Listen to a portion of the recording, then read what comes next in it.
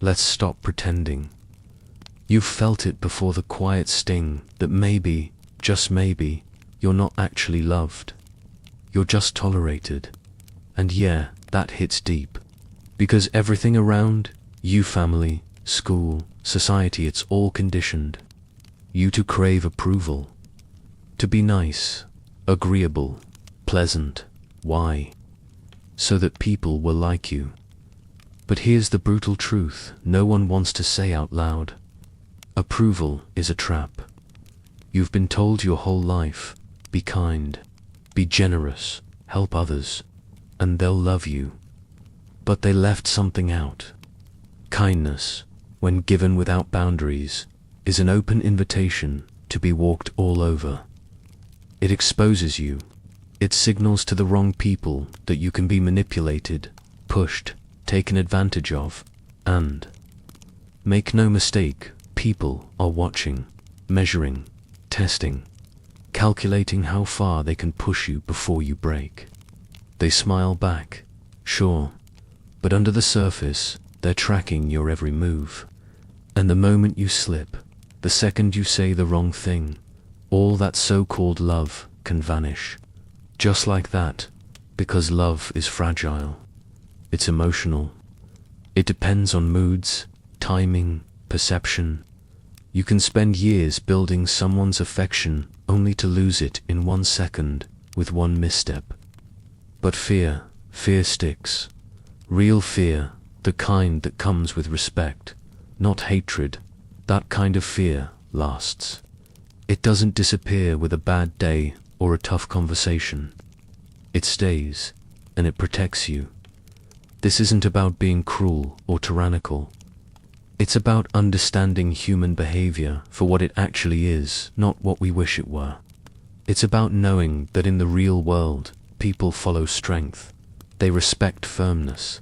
They obey what they fear crossing. History is full of leaders who tried to win hearts and ended up stabbed in the back by the very people they trusted. Why? Because excessive kindness looks like weakness, and weakness, it gets exploited. Now, don't get it twisted.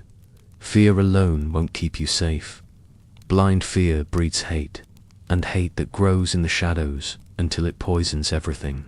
What we're talking about here is measured, calculated, earned respect, the kind of fear that prevents betrayal, not invites rebellion. The truth is, people are loyal only while it benefits them. Respect stays only if they believe there's a consequence to disrespect. You don't get respect just because you ask for it. You get it because people know that you mean what you say, and you'll back it up if needed. That's where true power lives. Not in popularity, not in pleasing people, but in presence, in consistency, in the unshakable balance between law and force. A rule without enforcement is just a suggestion. Force without limits. That's chaos. You need both always. You might think this is cold, maybe even heartless. But take a step back. Really look around. How many good people have you seen get destroyed for trying to do the right thing? How many friends, co-workers, even family members have been stepped on for being too nice? The world doesn't reward good intentions. It rewards effective execution. And here's what no one tells you. If you want to lead, if you want to truly be respected, you can't chase approval. You have to stop trying to be loved and start learning how to command the room. Not through fear alone, but through clarity, through consistency, and through discipline. This doesn't mean being cold. It means being intentional. Be fair, but firm. Be kind, but never naive. Kindness without boundaries is a liability. It creates expectations, and when those expectations aren't met, the same people you helped will turn on you fast, because people forget favors, but they remember consequences. You can help someone 10 times, but the one time you say no, that's all they'll talk about. But give someone a line they know not to cross, and they'll respect you. Maybe even when they don't like you. Niccolo Machiavelli understood this better than most. He wasn't trying to turn people into monsters. He was exposing the reality of power, a reality we still live in whether we admit it or not. You've been taught that setting boundaries is mean, that saying no is selfish. But who taught you that? And who benefits from it? The people who get to cross your boundaries, guilt-free, the smart ones. The ones who survive and thrive. They don't get trapped in this game. They lead with precision. They plan for betrayal. And they're not afraid to act when it counts. Because leadership, it's not about being adored. It's about being anchored. It's about knowing when to speak and when silence says more. It's about being unpredictable enough that no one dares assume your reaction. A leader who's too consistent becomes boring, predictable, easy to manipulate. But the leader who keeps people guessing, that one becomes legendary. You don't need to raise your voice to command attention. In fact, the strongest leaders are often the quietest, because when they finally speak, everyone listens. They speak with clarity, finality, weight, and here's the painful truth. If you try to make everyone happy, you'll eventually betray yourself. You'll stretch so far to meet their expectations. You'll forget who you were in the first place. Great leaders, real ones, they make the hard calls. They get criticized, judged, resented even. But later, those same people who criticized them, they respect them. Because they did what needed to be done when no one else had the courage. That's the paradox of leadership. People resist authority, but they crave it too. They may not say it out loud, but they want someone who knows where they're going, who can hold the line. But holding the line, it's lonely. Real leadership is lonely. That's another truth no one warns you about. The higher you climb, the fewer people truly get you. The fewer you can trust. Because power always creates distance. It's not personal, it's just reality. But there's a strange kind of freedom in that loneliness. It lets you decide without being swayed, without needing approval. And that makes you powerful. But you have to accept it. Because if you don't, if you still cling to the need for validation, that's when the cracks start to show. So here's the deal. If you want to protect your power, if you want to lead without being devoured by the very people you're guiding, you have to be honest about one thing. Power attracts envy. Always. It doesn't matter how pure your intentions. The moment you rise, someone will resent you. Sometimes it's subtle. Sometimes it's a smile with clenched teeth. But it's always there. Because your strength reminds others of their weakness. Your clarity threatens their confusion. That's why the wise leader never shares power carelessly.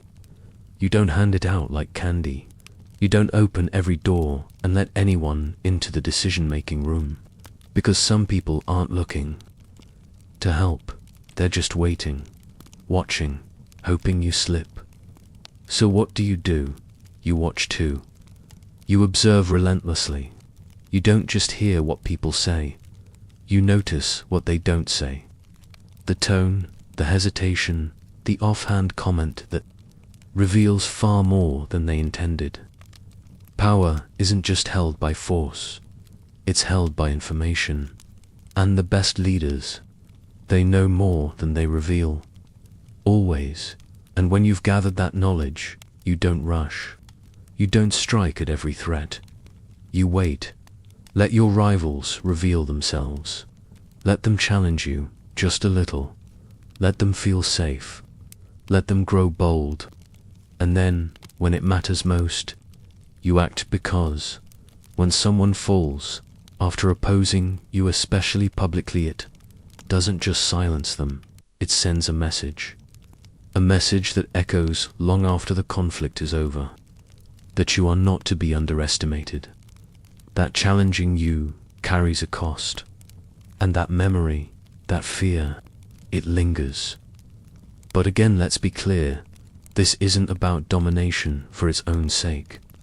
This isn't about cruelty or ego. It's about stability, about protecting your position, so that you can do what needs to be done. If your authority is constantly under threat, you can't focus. You can't build. You're stuck defending instead of leading. So you create distance. You become selective. You don't show all your cards. Because mystery, it's a shield. People can't sabotage what they don't understand. And when they're unsure of your next move, they hesitate. That hesitation gives you control. Here's a secret most people miss. You don't need to be feared by everyone. Just enough that people think twice before crossing you. You don't need to yell, threaten, or dominate. That's what insecure people do. Real leaders, they move with quiet power, strategic silence, calm confidence. There's real power in not reacting, in letting others speak while you stay silent. Because silence, it forces the other person to fill the space with doubt, with fear, with their own insecurities. And while they scramble to interpret your silence, you're already 10 steps ahead. But here's where most fall short. They confuse silence with passivity. Strategic silence is active. It's intentional. It's part of the game. Now, let's talk about praise. Yes, praise is power too, but only when used sparingly. Praise too often, and people stop valuing it. They expect it. And when you don't give it, they get resentful. But if you praise rarely, precisely, it lands like a THUNDERCLAP. Compliment. One acknowledgement, when it's earned, can be more powerful than 100 speeches, because it feels real, valuable, timed. And the person who receives it, they remember it. They work even harder, because they know your approval means something, but only if you've made your approval rare. This is how you build loyalty, not the kind that vanishes under pressure, but the kind that stays even when you're not in the room. That's the difference between obedience and respect. Anyone can follow out of fear, but when someone respects you, they'll uphold your vision even when you're not watching. Let's flip the lens now. What do you do when you're vulnerable? What happens when your authority is questioned when you're in a crisis? Because it'll happen. No matter how powerful you become, there will be moments when you stumble. And in those moments, your response defines your legacy. Do you panic, defend, lash out? Or do you stand still, breathe, and stay calm? Because if you show fear, if you lose your center, everything you've built starts to crack. People don't follow panic. They follow steadiness. Even when things are collapsing, if you stay composed, people will look to you. They'll feel safe because you're not shaken. That's what separates great leaders from temporary ones. Not how well they shine in good times, but how firmly they stand when the storm hits. You don't need to be invincible. You just need to endure. Resilience is the real test. If you can keep your mind clear in chaos, your influence will grow stronger, not weaker. And that brings us to one of the most overlooked truths about power. It's an illusion, that's right. Power, at its core, is a shared belief, an agreement unspoken, but very real, between you and those around you. They follow you not just because of laws or fear, but because, deep down, they believe you're meant to lead. If that belief breaks, If they stop buying into the story, your power evaporates. That's why the most dangerous moment for any leader isn't war, rebellion, or betrayal. It's when people stop believing. And that's why your greatest job isn't to command, it's to protect that belief, to renew it, to remind people, not with words, but with action, why you lead. The tyrant forgets this. They think power is permanent, that it can be owned. But the real leader, they know it's borrowed, and every day is a test to prove they're still worthy of it. This constant tension, this awareness that everything could shift, isn't a weakness. It's your edge. It keeps you sharp. It makes every decision matter. Every moment counts. Let's take this even deeper. Ask yourself, why do some people seem to lead effortlessly, while others struggle no matter how hard they try? The difference isn't intelligence. It's not resources. It's not even charisma. It's emotional. Precision, deep, almost instinctive understanding of human psychology. The leaders who rise and stay at the top are the ones who can sense exactly what moves the people around them.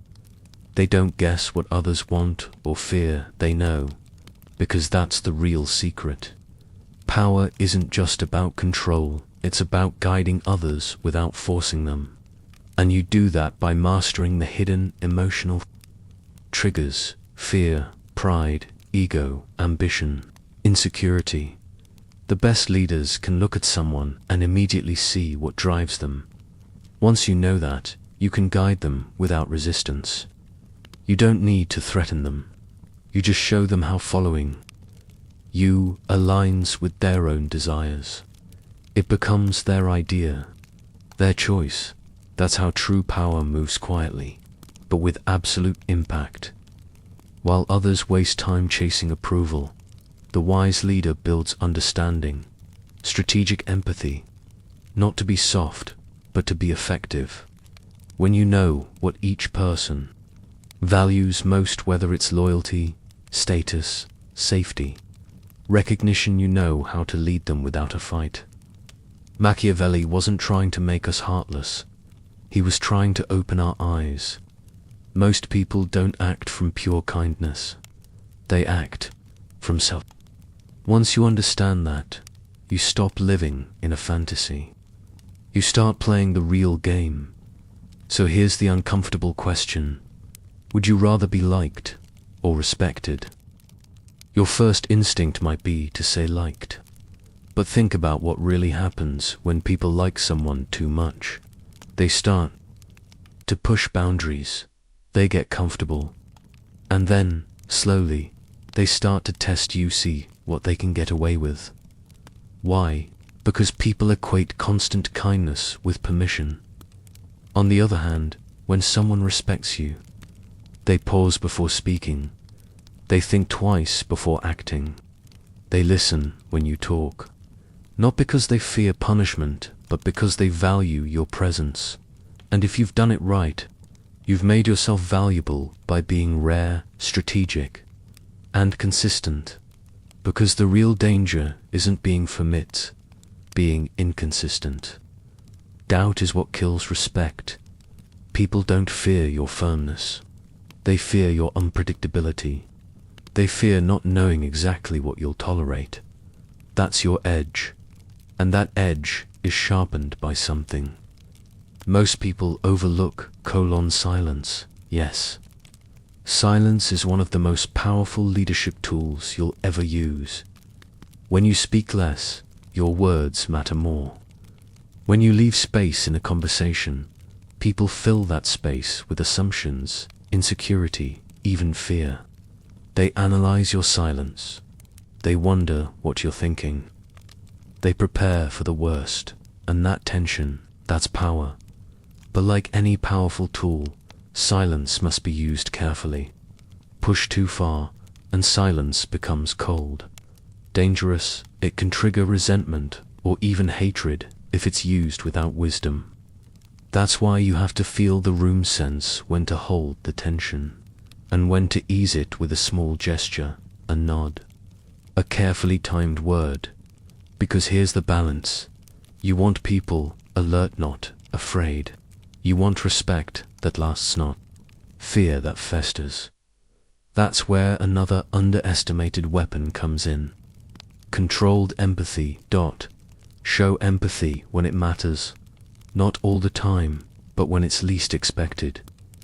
That's how you win hearts without sacrificing control.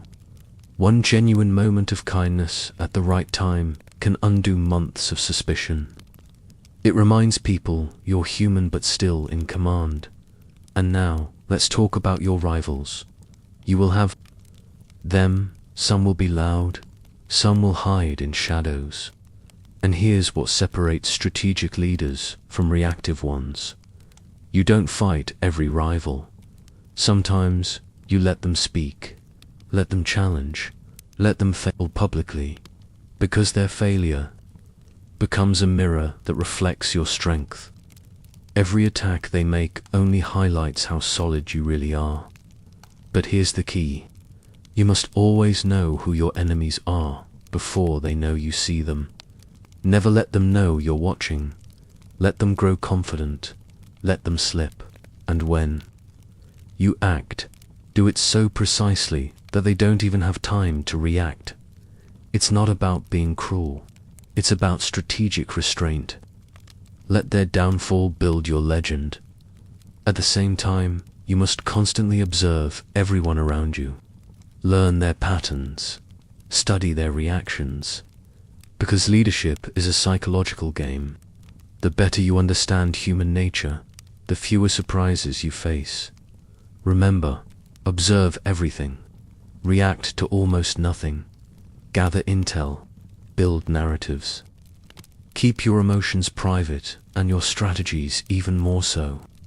Let them think you're predictable until you're not. That unpredictability, it keeps people cautious. Caution builds respect, and respect builds authority. And finally, the hardest part, eventually, even the strongest leader will lose authority temporarily. It might be a mistake, a betrayal, a shift in the environment. It doesn't matter. What matters is how you respond. Do you crumble, explain yourself endlessly? No, you remain calm, you stand firm. You let others fall apart while you keep your center. That calmness in chaos, that's the moment people truly decide whether they follow you or not. And if you hold strong, your authority multiplies. You become the eye of the storm. And from that point forward, your reputation becomes untouchable. Here's the bottom line. Leadership is not a title. It's not a position. It's not how loud you speak or how many followers you have. It's a psychological art form. It's a delicate, constant dance between kindness and control, between mystery and clarity, between fear and respect. And there's no final destination, no moment where you arrive. Power isn't something you own. It's something you earn every single day. So now I'll ask you, are you really ready to lead? Not just wear the mask of a leader, but carry the weight of it. Because once you step into this game, truly step into it, there's no going back. You'll walk a different path. You'll see the world through different eyes, and you'll carry the awareness that every move counts. But if you're ready, if you're truly ready, then remember this. Leadership isn't about winning every battle. It's about standing tall after every fall, because the leaders who endure, the ones remembered, they're not the ones who never lost. They're the ones who never stayed down. Thanks for joining me on this journey through the psychology of power, respect, and leadership. If this resonated with you, if it stirred something deep inside, hit that subscribe button right now. Turn on the bell, because this is just the beginning. And if you understood the message fully, drop this in the comments. True strength is invisible.